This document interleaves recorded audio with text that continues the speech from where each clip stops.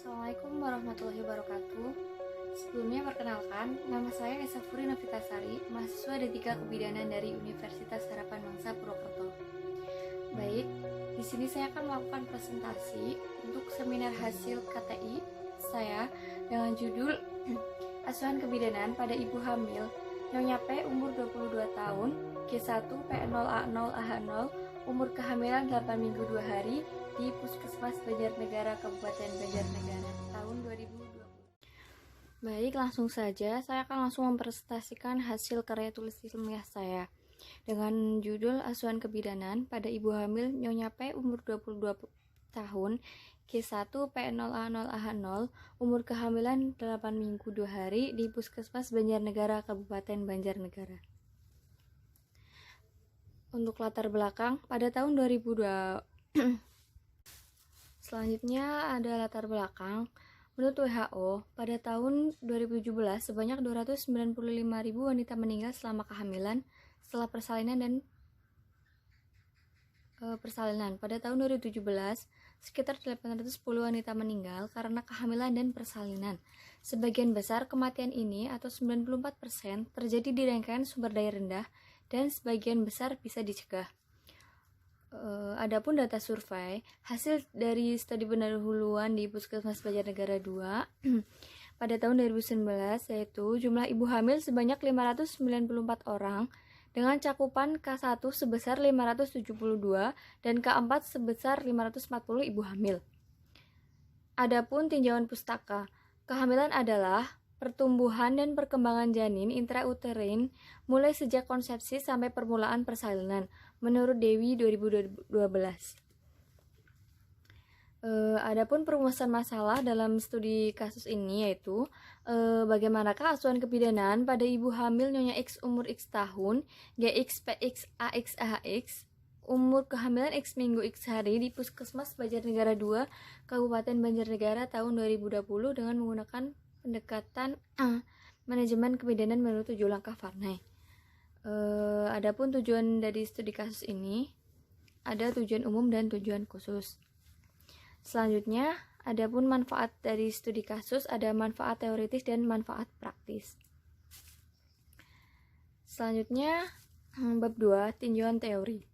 Di sini ada definisi kehamilan, pemeriksaan diagnosis kehamilan, faktor yang mempengaruhi kehamilan, adaptasi fisiologi, adaptasi psikologi, tanda bahaya ibu hamil trimester 1, ketidaknyamanan ibu hamil trimester 1, kebutuhan ibu hamil trimester 1, asuhan medis yang diberikan pada ibu hamil trimester 1, dan asuhan ABMC.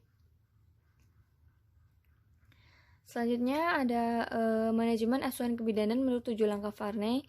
Ada 7 langkah yaitu pengkajian, menginterpretasikan data, mengidentifikasi diagnosa potensial, mengidentifikasi tindakan segera, merencanakan asuhan kebidanan, melaksanakan rencana asuhan kebidanan, mengevaluasi hasil tindakan asuhan kebidanan.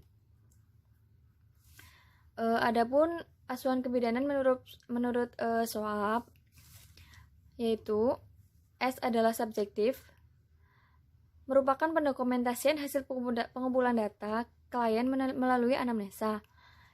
Selanjutnya objektif, yaitu pendokumentasian hasil pemeriksaan fisik klien, laboratorium, dan tes diagnosa lain yang dirumuskan dalam fakta fokus untuk mendukung asesmen. Selanjutnya ada asesmen, merupakan pendokumentasian hasil analisa dan interpretasi data subjektif dan objektif dalam suatu identifikasi. Yang terakhir yaitu P-planning, menggambarkan pendokumentasian dari perencanaan tindakan dan evaluasi berdasarkan asesmen. Selanjutnya, metode penelitian itu ada jenis penelitian dengan studi kasus. Partisipan dalam penelitian ini adalah ibu hamil fisiologis umur kehamilan 0 sampai 12 minggu. Kemudian untuk tempat penelitian itu di Puskesmas Banjarnegara 2. Untuk waktu penelitian itu bulan September sampai Juli 2020 dan untuk pengambilan data 16 Maret sampai 4 Juli 2020. Selanjutnya ada teknik pengumpulan data. Jenis data yang diambil yaitu data primer dan data sekunder. Untuk metode anamnesa, pemeriksaan fisik pemeriksaan penunjang, dokumentasi, telah ada dokumen, instrumen penelitian ada 7 langkah Varney dan swab. Kemudian untuk etika penelitian dalam penelitian ini menggunakan informed consent, confidentiality, dan autonomy. Selanjutnya bab 4, ada hasil dan pembahasan. Tinjauan kasus, tanggal masuk tanggal 28 November 2019 pukul 9. Langsung saja untuk identitas dan biodata. Nama ibu Nyonya P, umur 22 tahun, suku atau kebangsaan Jawa Indonesia, agama Islam, pendidikan SMA, kemudian pekerjaan swasta, alamat Kerandegan RT 1 RW 2.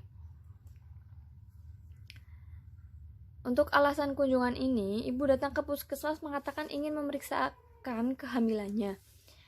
Selanjutnya keluhan utama, ibu mengatakan merasa mual dan pusing sejak 2 hari yang lalu. Untuk riwayat menstruasi, haid pertama umur 12 tahun, siklusnya 28 hari, lamanya 5-6 hari, banyaknya 2-3 kali ganti pembalut, teratur, kemudian siwa darah cair, tidak dismenor dan tidak ada keputihan.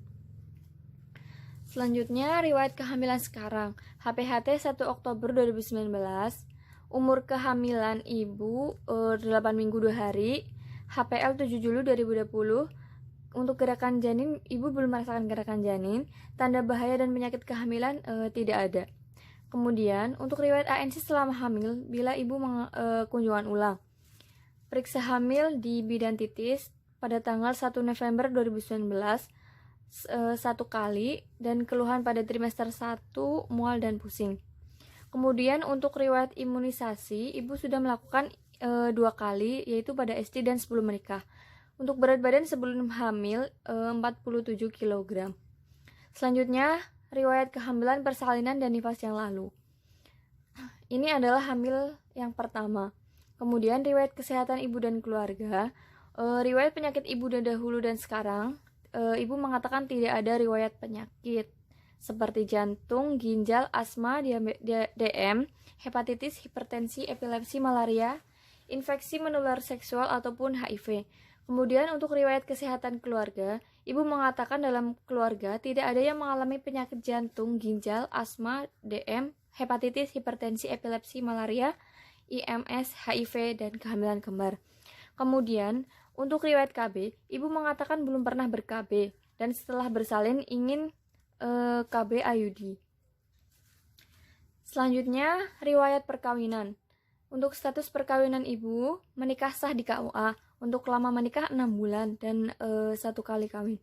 Kemudian untuk riwayat psikososial, ibu mengatakan tidak ada kekhawatiran khusus dalam hamil ini.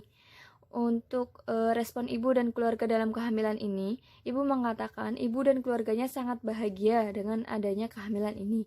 Kemudian untuk dukungan keluarga, ibu mengatakan mendapat dukungan penuh dari keluarga. Selanjutnya pengambil keputusan dalam keluarga adalah suami. Riwayat sosial ekonomi, penghasilan keluarga, ibu mengatakan kurang lebih 2 juta. Untuk tabungan ibu bersalin tidak dikaji karena ini adalah masih trimester 1. Kemudian kehamilan terhadap mitos, ibu mengatakan tidak ada keyakinan terhadap mitos. Selanjutnya pola kebiasaan sehari-hari, gizi yang dikonsumsi selama hamil, makan 3 kali per hari, frekuensi 3 piring per hari, porsinya 1 piring. Untuk minum, frekuensinya 4-5 kali per hari, porsinya 8-10 gelas per hari untuk jenis air putih atau susu ibu hamil. Kemudian aktivitas sehari-hari, ibu tetap melakukan pekerjaan rumah tangga seperti biasa, tetapi mengurangi yang berat-berat.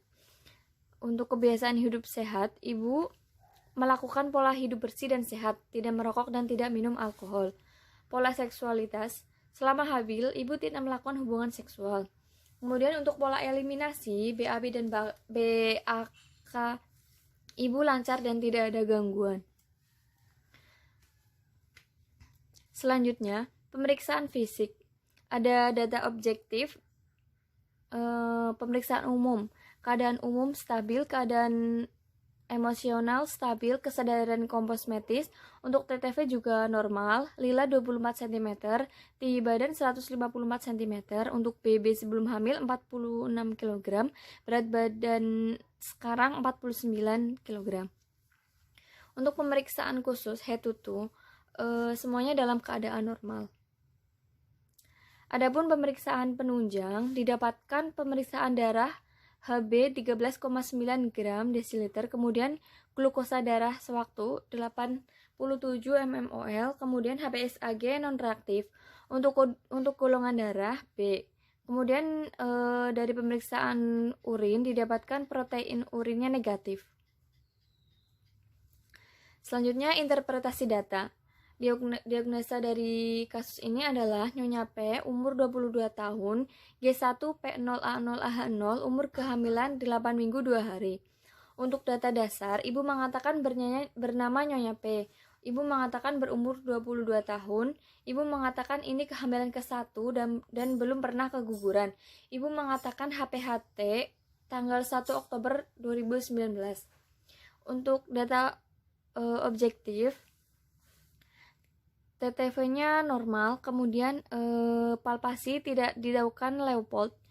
Untuk areola mamai hiperpigmentasi dan hasil pemeriksaan laborat normal. Selanjutnya, identifikasi, diagnosa, dan masalah potensial tidak ada. Dan untuk identifikasi kebutuhan akan tindakan segera, mandiri, kolaborasi, dan rujukan juga tidak ada. Selanjutnya, perencanaan asuhan yang menyeluruh. Pada tanggal 28 November 2019 pukul 9.40 waktu Indonesia Barat. Untuk yang pertama, beritahukan hasil pemeriksaan yang telah dilakukan. 2. Berikan konseling tentang gizi pada ibu hamil. Anjurkan ibu untuk makan sedikit-sedikit tapi sering untuk mengurangi rasa mual ibu. Dan anjurkan ibu untuk banyak istirahat agar tidak mudah lelah dan pusing. 3. Berikan penjelasan perubahan-perubahan fisiologis yang akan terjadi pada ibu hamil trimester 1. Kemudian, berikan kebutuhan nutrisi pada awal kehamilan seperti protein, vitamin A, kalsium, dan vitamin D, serta zat besi. Selanjutnya,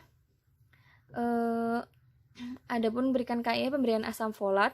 Berikan penjelasan hal yang perlu dihindari selama kehamilan. Berikan asuhan komplementer yaitu pijat akupressure untuk mengurangi mual pada ibu hamil. Selanjutnya, berikan untuk ibu untuk melakukan kunjungan ulang 4 minggu lagi atau bila ada keluhan.